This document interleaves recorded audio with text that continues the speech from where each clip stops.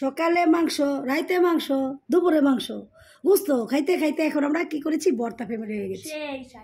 এই যে মুস্কান, এই যে ভর্তা খায় না, তাও মুস্কান ও পছন্দ করেছে, খাচ্ছে না মুস্কান? কেমন কেমন স্বাদ মা? অনেক মজা। খাও দাদি লো। গরম গরম ভাতের সাথে কে কে পছন্দ করেন ভর্তা, যদি খেতে চান আমাদের বাসায় চলে আসেন। আজকে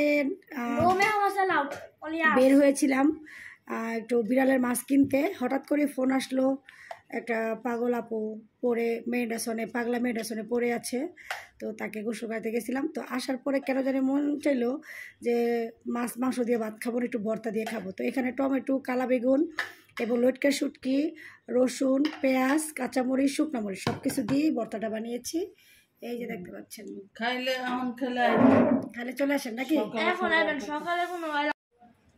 বানিয়ে ফেললাম ভর্তা, এখন পাড়ার ভিতরে খাবো।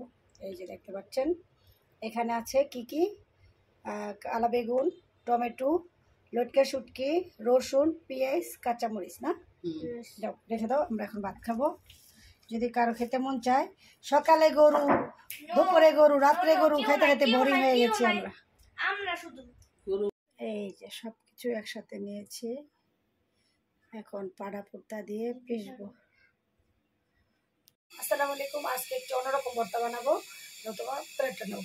আগে আমি কালো বেগুন এবং লটকা শুটকি এবং রসুন, এই দেখতে পাচ্ছেন পুড়ে নিয়েছি। এখানে আছে বাগুন, কালা বেগুন, তারপর হচ্ছে এখানে রসুন এবং লটকা শুটকি সবাই চিনেন, পুড়ে নিয়েছি। টমেটোগুলো পুড়ে নিচ্ছি, আজকে পুড়ে ভর্তা বানাবো, তারপর আপনাদের দেখাবো কেমন হয় ভর্তাটা।